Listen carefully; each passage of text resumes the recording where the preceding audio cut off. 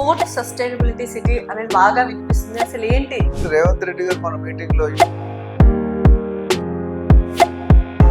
ఏముండబోతుంది fourth sustainable సిటీలో? సస్టైనబుల్ సిటీలు అంటే ఇట్ ఈస్ కంప్లీట్లీ మీరు అన్నట్టు ఆ ఏరియాలో తీసుకోవచ్చా ప్లాట్స్? ఇట్స్ టూ ఎర్లీ అండి.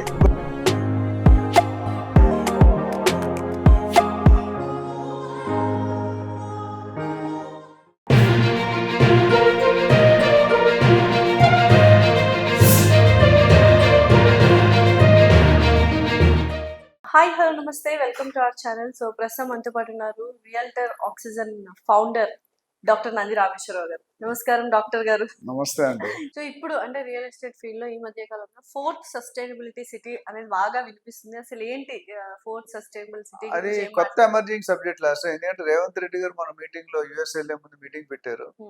సో ఫోర్త్ మీకు ఇప్పుడు ఎన్ని సిటీలు ఉన్నాయి తెలుసా? హైదరాబాద్, సికింద్రాబాద్, హైదరాబాద్, సైబరాబాద్, ఈ నాలుగో బాధ ఇంక పేరు పెట్టలేదు. నెట్ జీరో సిటీ అంటారు. Net zero city. ఇది బాధ కదా? ఇది బాధ వస్తుందేమో, బట్ ప్రస్తుతానికి ఇంకా ఇనిషియల్ స్టేజెస్ లో ఉంది కాబట్టి పేరు పెట్టలేదు. నెట్ జీరో సిటీ అంటే నెట్ జీరో సిటీ ఎందుకంటే జీరో పొల్యూషన్.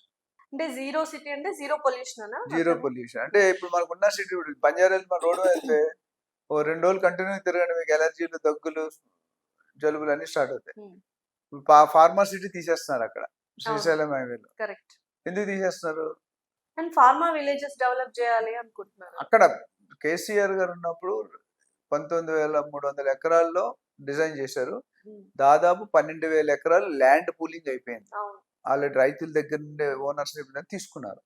కానీ అన్ఫార్చునేట్ రేవంత్ రెడ్డి గారు వచ్చాక ఆ డెసిషన్ మార్చారు. ఎందుకంటే ఆయన ఉద్దేశం అంటే ఇది ఎయిర్పోర్ట్ కి చాలా దగ్గర ఉంది and one of the growing highway. Already చాలా ప్రొడక్షన్ ఉన్నాయి. ఇక్కడ పొల్యూషన్ ఉంటే, కెమికల్ ఇండస్ట్రీస్ ఉంటే అంతా ఏరియా పొల్యూటెడ్ అయిపోతుంది. ఎయిర్పోర్ట్ అనేది ఇంటర్నేషనల్ బ్రాండ్. మన airport one of the best airport international లెవెల్లో చూసుకుంటే మనతో కూడా కన్సిడరబుల్ వస్తుంది, టాప్ లిస్ట్ లో వస్తుంది. ఈ జిఎంఆర్ ఎయిర్పోర్ట్ అనేది నాట్ అట్ ఈజీ. నేను చాలా ప్లేసెస్కి వెళ్ళాను, అంత ఉండదు. Very few places have. Especially ఇండియాలో అయితే 2-3 తీస్తే ఇంకా మందే వస్తుంది.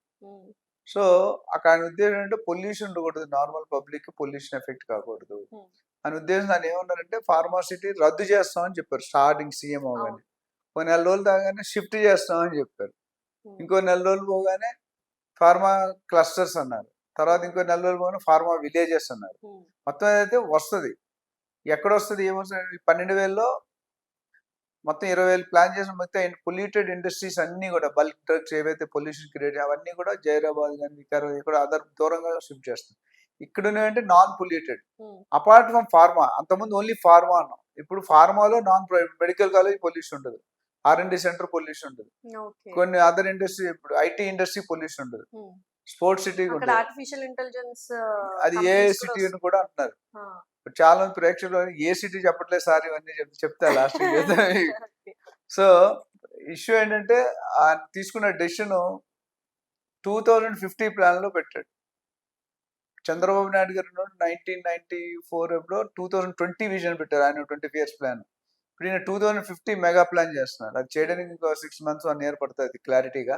బట్ ఈ విజన్ ఈజ్ వెరీ క్లియర్. అందుకని మున్సిపల్ అండ్ అర్బన్ డిపార్ట్మెంట్ ఆయన దగ్గరే పెట్టుకున్నారు, ఎవరికి ఇవ్వలేదని. అంతకుముందు వేరే మినిస్టర్స్ ఉండేవారు. ఏపీలో చూసుకుంటే నారాయణ గారు చూస్తున్నారు. ఇక్కడ రియల్ ఎస్టేట్ ఎక్స్పర్ట్ కాబట్టి పెట్టుకున్నాడు. ఎందుకంటే ఈ వాంట్స్ టు, ఆయన చాలా తెలివైన వాడు రవీంద్ర రెడ్డి. ఏముండబోతుంది ఫోర్త్ సస్టైనబుల్ సిటీలో? సస్టైనబుల్ సిటీలు అంటే it is completely, it will be highly design, అంటే highly luxurious, highly design and nothing less than New Jersey, California, Texas, beyond. అంటే ఆయన ఉద్దేశం అంటే ప్రపంచంలోనే వన్ ఆఫ్ ది బెస్ట్ సిటీగా తీర్చిదిద్దాలి. 12,000 ఎకరాలు ఆల్రెడీ ల్యాండ్ పూలింగ్ అయిపోయింది. You can make satellite township అని చెప్పారు.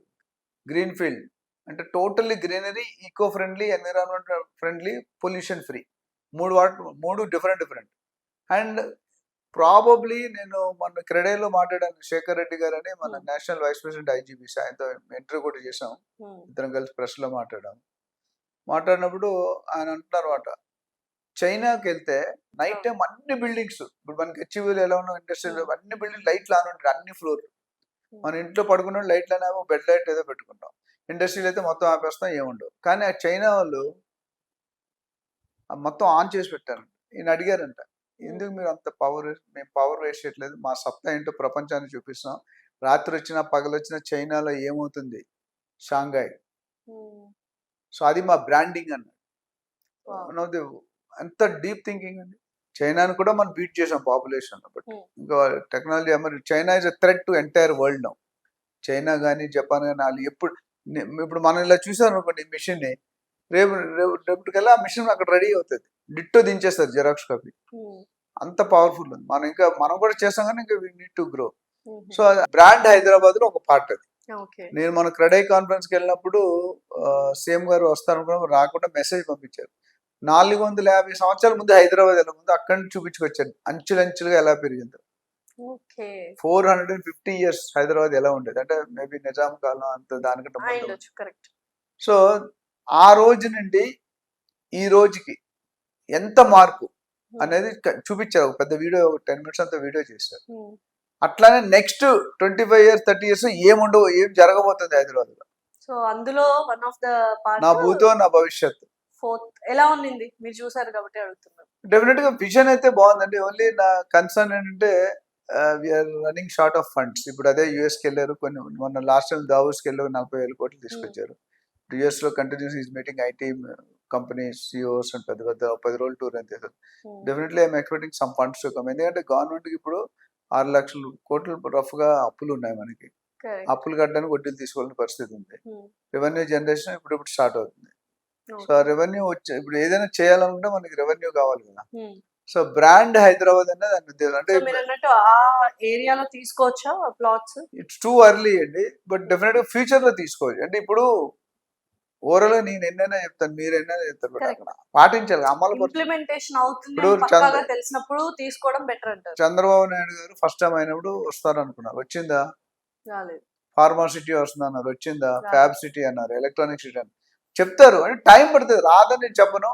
సో ఫిజికల్ గా జో దిక్తా హై ఓ దిక్తా హై, మనకు కనిపించాలి, లైమ్ లైట్ లో కనిపిస్తే మీరు ఇప్పుడు అప్రిషియేట్ ఉంటే వస్తుంది అనుకున్నాం. మళ్ళీ రేపొద్దుట ఈయన ఉన్న 4 సంవత్సరాలు అవుతుందా అవదా ఎవరికి తెలియదు. Intention is very good, is positive about development, అది పాయింట్.